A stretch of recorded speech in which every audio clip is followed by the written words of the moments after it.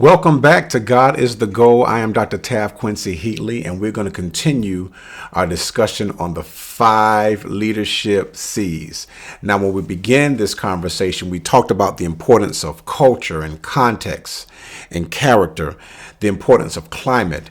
And today we're going to close with the 5th C, that is community. Now, community is so important, especially if you are leading a team. You must build a cohesive community, not just so that you can get all of your directives complete and done, but you want to make sure that you also have a healthy work environment. And that's where culture comes in. So community kind of encompasses all of the 4 leadership C's together. The first thing you want to do, and there are 8 principles that we're going to talk about today, but the first thing you want to do is, as the leader, and you've heard this before, that you must give a clear vision and direction. You have to be able to articulate a vision that is in alignment with values. And you want to create a sense of purpose so that you can unify the efforts. A lot of times when we are leading people, we sometimes give them work to do, or they have assignments to finish. But if they don't understand as to why they are doing these things, and if they are in alignment or if they are not in alignment with the vision, it really is a waste of time.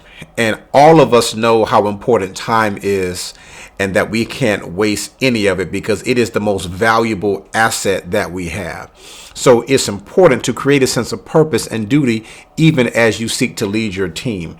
And you want to empower your team members to contribute to shared goals. Ask them what some of their goals are, what some of the things that they're trying to accomplish in their position, and I would even dare say in their lives, and see how you can help complement that and at least incorporate that within the overall vision and direction that you are giving as you lead. Next, you want to build trust and credibility. This is so important. This goes back to that character and the climate. You have to build trust. You have to demonstrate integrity.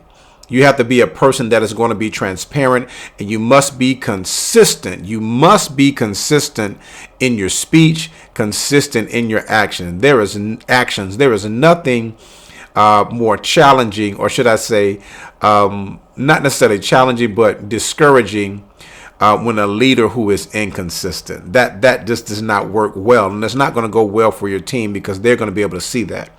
So you want to be able to follow through and prioritize. Follow through with the things that you say you're going to do. And if you can't do it, follow through with them to let them know as to why this is going to be a challenge or an issue. That's going to help you go forth. Okay, so we got vision and direction. We have building trust and credibility. The next thing we have is this: encouraging participation and inclusivity. Listen, as a leader, you don't just give directives. You have to participate, and you want them to participate with you. You want to have an inclusive atmosphere to make people feel and show that they are part of something greater than you.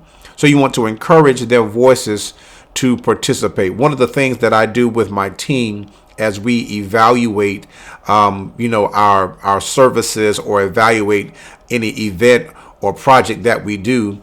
And I've said this before, we ask for a question. Okay, so how do we win? What was stuck? What can we do new? And what do we need to abandon? And we do that every week. And I definitely want to hear from everyone about some of the things that we see, how we can improve upon some of our wins, or even eliminate some of the things that are just not fruitful. And so we have to do that. And you want to encourage their participation in that. You also want to, and this is the 4th one, empower and develop others. Look, you want to help your team take ownership of the initiatives. And as they do that, you're investing in their growth. You want to help them to find resources and training and mentorship. You want to make sure that you are presenting yourself as one who is invested in their development and their growth as individuals, because you want them to feel valued and you want them to feel like they're capable. And all of this is going to help build community. Okay. And part of that is also the next one, which is the 5th one, and that's facilitating connections. You want to bring people together. You want to network. You want to enhance the community and cohesion. You want to hear things that they're speaking about and then kind of go through your mental Rolodex of who can help them and make connections, because you never know who can be of benefit and who can help. It just shows again that you're invested in their production and in their growth, and you're invested in them as human beings. Okay. Number 6, again, this goes back to culture. When you're building community, you have to foster a positive culture. So you have to have the right attitude. It's very important for the leader to have the right attitude. Now, I know leaders are not perfect. We're people too. And there are times when we're not having our best days. We deal with life just like everyone else. And there may be this expectation for us to be perfect. I'm not suggesting that you have to be perfect. I'm suggesting that you have to be human. But at the same time, we want to maintain the proper attitude that if you're having a bad day, acknowledge that, let your team know that this is not the best of days. And you may want to be transparent with them just to say, okay, I got to work through this. But your attitude has to be one that says, I will get through this, we will get through this, and we will make it. And you have to be that person of support for them as well and be respectful, but have that positive attitude. And number 7, you want to adapt and respond to change. This may be one of the most important ones, because we never know what the market's going to dictate. For those of you that are working in corporate America and finance, you never know what the environment is going to be like. You never know what the economy is going to be like and how that is going to affect the organizations you lead, and really the livelihood or even the revenue of anything, any organization that you lead. So there are times when things are not working and you must adapt to change. I think all of us can relate to that, given the pandemic, how there was a seismic shift and how we had to do things. And for those who could anticipate those type of events, catastrophic events, it was helpful. But then there were those who were stuck and really didn't know what to do. And that's an extreme case.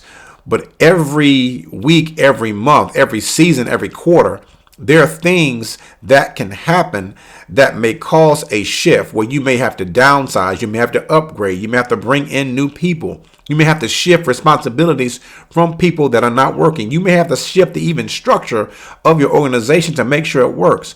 But you have to embrace change and be adaptable.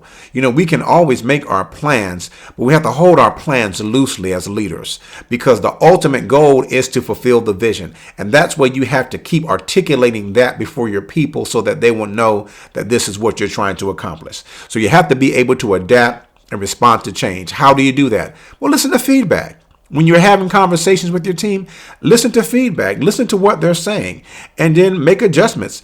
And certainly be flexible. It's very important for you to be flexible. And last but not least, and you've heard this before, we got to celebrate contributions and recognize contributions. You got to celebrate big wins, celebrate small wins. This is something that I know for me, I have to constantly remind myself to do, because I'm always trying to move to the next thing and ensure that we are properly prepared. But sometimes you got to stop and say, look at what we've accomplished. Look at what we've done. Let's celebrate, where we are and see how things are happening. And it's a good thing to do. It will show that you are concerned and that you recognize just that things are happening, and that you're not going to be so pessimistic, but you're going to be positive, because good things do happen, and it builds the camaraderie, it builds the confidence of the team. Okay, so that's how you build community. Let's go over them one more time. The leader has to give clear vision and direction. You want to make sure you build trust and credibility.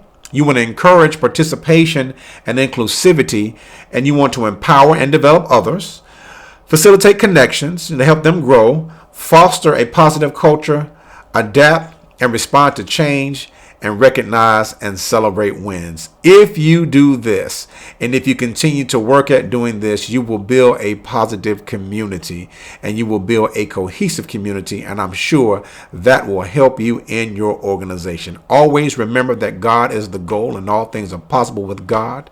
And I pray that you would take these things before God, even as you seek to incorporate them into your leadership. So those are the 5 leadership C's. Of course, as always, follow me at Taft Quincey Heatley on X. Follow me on Facebook, on LinkedIn, on YouTube, same name.